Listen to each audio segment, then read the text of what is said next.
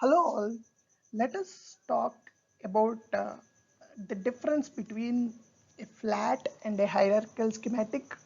So before going to details of those, we all know that mm, the electrical circuit is drawn using different tools.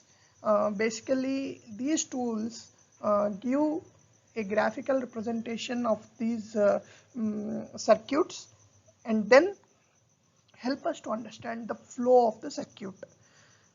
So example, if you see this particular board, this chip you see here is represented by a symbol in a schematic example this way, and then the connections from this chip would be represented by these lines. So this is how an electrical schematic would be drawn by anyone. So in this electrical schematic itself, there are two ways where it can be approached. One is flat schematic and second one is called the hierarchical schematic. So flat schematic is nothing but the normal way we draw our schematics. Example, if you see here, this particular board is MSP 432 evaluation board, which we have taken just for reference here to make this slide look beautiful. That's it. It has nothing to do with the sum of the circuit here. So now if you want to draw this schematic of this particular board, what we do is basically we create symbol for this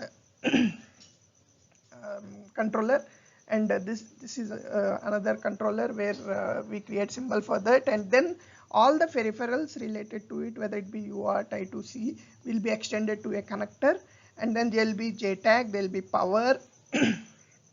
All these would be drawn across different pages in a schematic. So example, if you take this as a page 1, okay, so this is a schematic, and this is a symbol of the controller, the central controller, and then you can see here there are different lines coming from this along with the crystal circuitry and also the reset and the power circuitry. Now if you take an LED, then this is another page 2 where these connections are going from this particular microcontroller to an LED or a button or a reset.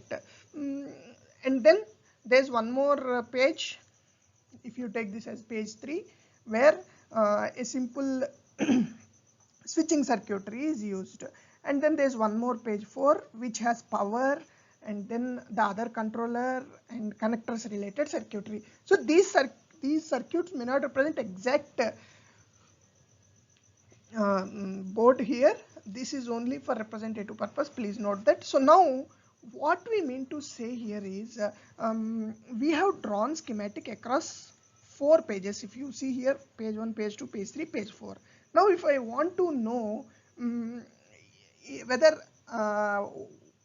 which GPIO is controlling a LED 2 example or LED 1. Now what I have to do is I have to first find the LED 1 and then see that this is being controlled by P.0 underscore LED 1, and then go back to this page and see to which GPIO it is connected and then write my program. Right? That is how we generally trace the schematics, and connecting from this page to this page will be done by something called off-page connector, which everyone use for their schematics. Now this is the normal way where we do our how we draw our schematics, and this is basically called the flat design. Flat design meant everything will be presented by signals. Each graphic would be represented by a symbol, and then it will be connected using signals, and there will be different pages for different sections for easy understanding, and then there will be connections between them. Now what is the disadvantage of this? Basically, what are the advantages of this? We just need to know. So if you see the advantages, definitely there are advantages, because you get to know the signals what are connected. There is for each section you have maintained a page, which is very good, and then at the top of the page generally we put an index, and based on that we can get to know what is happening. Now this is a very simple board. Now let us assume I am designing a motherboard or a big board for a server kind of application. Now in that you will have number of IOs, number of interfaces, high speed related circuitry, power circuitry. There can be FPGA, multiple FPGAs, there can be processors, there can be graphical processors, sometimes you might have a RF, and there can be number of Ethernet ports. So the circuit could be huge actually. So if you do a flat schematic this way, what happens is you might have 100 to 110 pages of schematic, and then if you want to trace a particular signal, you have to go through all the pages to see where it is connecting. Generally search also takes a lot of time, right? Now what is the easiest way? We will just go to the next slide, how this can be done. So now let us assume if I can draw a simple block diagram like this, and then if I click on the particular block, this is called a block here. If I click on a particular block and that leads me to a specific page where this circuitry in detail is there, you can see how efficiently or how easily the entire schematic can be browsed. So now looking at this first page itself, looking at this first block diagram itself, we are able to see that we are able to see all the interfaces that are there, all the peripherals that are connected, all the external circuitry that is used in a block level, right? So these are called different blocks, and when you click, as arrow shows, it leads to that specific page. This is one of the easiest way to browse through your schematics. For a small circuit, as we mentioned, this may not be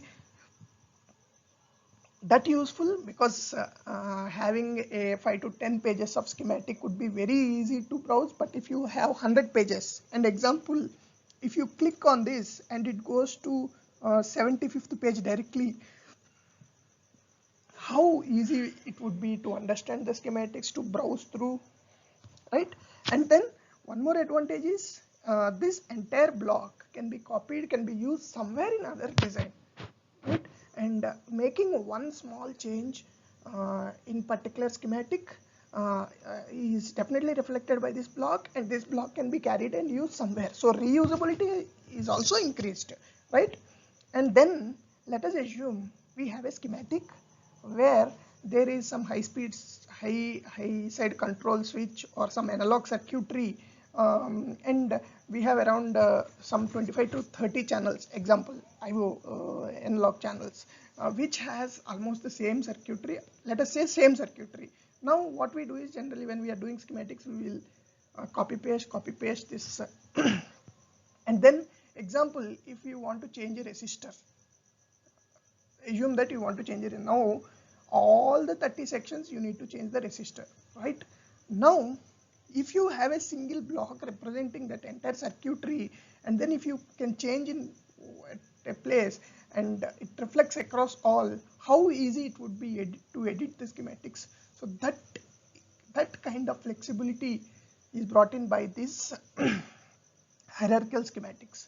So most of the students, or most of the freshers, or most of the guys who work on low level boards generally don't use hierarchical schematic because they don't feel the need of it. But if you are working on complex boards, as I mentioned, some server related circuits, or a board which is complex and having number of multiprocessors or FPGAs or number of IOs, then in that case it would be very useful to use a hierarchical design. So these are some simple scenarios to explain what is a flat versus hierarchical schematic. One has to go to the tools, example like Altium, like Cadence, or whatever tools, you need to go and explore further to see how hierarchical designs can be used, because most of the EDA tools that are available in the market these days support hierarchical, must support, because that's the need of the hour considering the complexity of the designs we have these days. So guys, go back and just explore to see what makes up this hierarchical schematic and how to use it. If you are using if you are like designing your next circuit which is like medium beyond low level to medium, easy to medium we should say, then try hierarchical schematic and see how good it would be, how efficient it would be to use this technique. So hope this brings some knowledge on how on what is flat versus hierarchical schematic. Please post your comments, suggestions. Thanks for watching.